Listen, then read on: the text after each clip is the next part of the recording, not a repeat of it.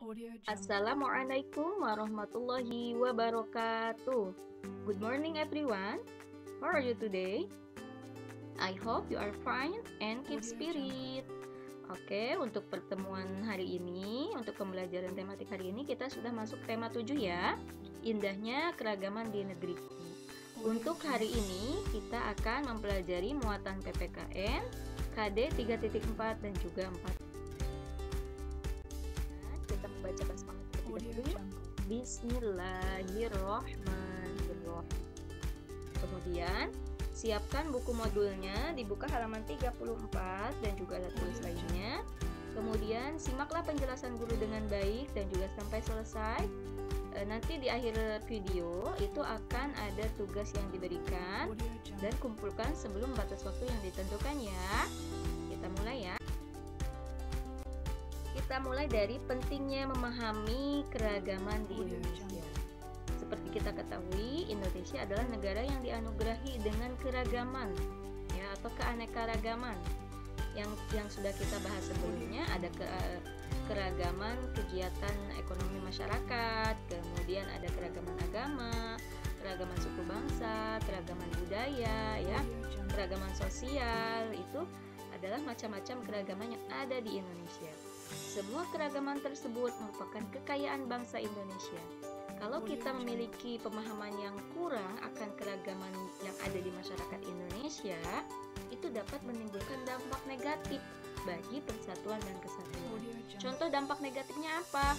Yang pertama, terjadinya konflik antar masyarakat. Kalau kita sebagai warga negara Indonesia tidak memahami bahwa Indonesia itu memiliki banyak keragaman, kita tidak akan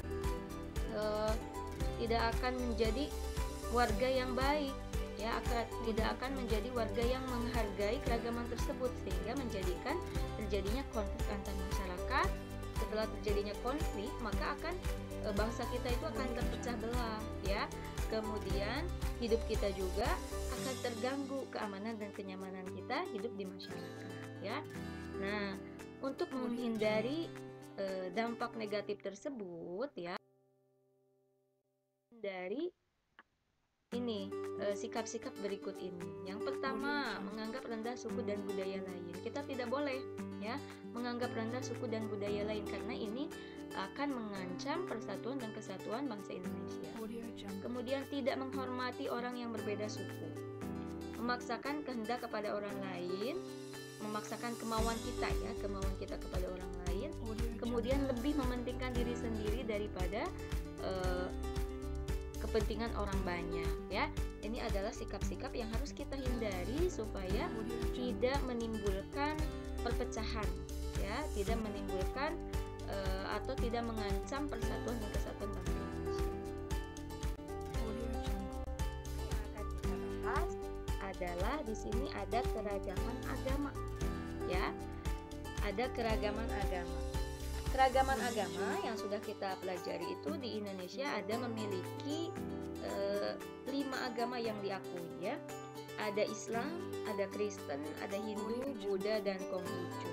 Nah, untuk supaya tidak terjadi perpecahan, kemudian supaya tidak mengancam persatuan dan kesatuan dari keragaman agama ini, maka kita harus memiliki sikap toleransi antar umat beragama. Apa aja sikap toleransinya? Yang pertama, menghormati pemeluk agama lain. Kita harus saling menghormati kalau ada misalkan tetangga, teman itu memiliki keyakinan yang berbeda atau agama yang berbeda dengan kita. Kemudian yang kedua, tidak memaksakan keyakinan sendiri kepada orang lain. Kita tidak boleh memaksakan agama kita supaya dianut oleh orang lain, itu tidak boleh. Kemudian yang ketiga, tidak merendahkan agama orang lain ya. Kita harus saling menghormati antar agama kita dengan agama yang lain. Begitupun agama orang lain harus menghargai agama yang kita anut. Tidak mengejek agama orang lain, ataupun orang lain tidak boleh mengejek agama kita. Kemudian yang keempat, menghormati pemeluk agama lain ketika sedang beribadah ya. Ketika sedang beribadah, kita harus saling menghormati. Contohnya misalkan teman kita ada yang berbeda agama ya, sedangkan kita beragama Islam, kita harus sholat ya, yang agama lain kita harus saling menghormati ya. Tidak boleh mengganggu, atau misalkan dalam hari-hari besar kita saling menghormati, mereka merayakan hari besarnya, tidak mengganggu ya. Itu contoh toleransi antar umat beragama ya, sikap-sikap yang harus dikembangkan dalam keragaman antar umat beragama. Ada keragaman suku dan ras ya. Suku itu atau dan ras itu adalah golongan ya, golongan yang ada di Indonesia. Seperti kita ketahui di pembelajaran di tema 6 bahwa Indonesia itu memiliki lebih dari 1000 suku bangsa. Tentunya setiap suku bangsa memiliki budaya dan adat istiadat yang berbeda. Untuk itu kita perlu menunjukkan sikap toleransi antar suku ya, agar persatuan dan kesatuan antar suku dan ras bisa tetap terjaga, karena kita berada dalam wilayah Negara Kesatuan Republik Indonesia. Jadi walaupun berbeda-beda suku, kita tetap satu berada dalam Negara Kesatuan Republik Indonesia ya. Ini adalah sikap-sikap yang harus kita pelajari dan juga harus kita terapkan dalam kehidupan sehari-hari. Yang pertama, hormati suku bangsa lain. Tidak boleh mengejek suku bangsa yang lain ya. Tidak boleh merasa bahwa suku bangsa kita adalah suku yang paling bagus atau paling baik ya. Kemudian yang kedua, berteman dan bekerja sama tanpa membedakan suku dan ras ya. Kita harus bergaul, bertetangga atau berteman dengan semua orang tanpa membedakan suku atau golongannya. Kemudian yang ketiga, tidak merendahkan orang yang berbeda suku dan ras kita. Tidak boleh saling mengejek suku kita dengan suku yang lainnya. Kita tidak boleh mengejek suku yang lain. Menganggap suku kita lebih baik itu tidak boleh ya.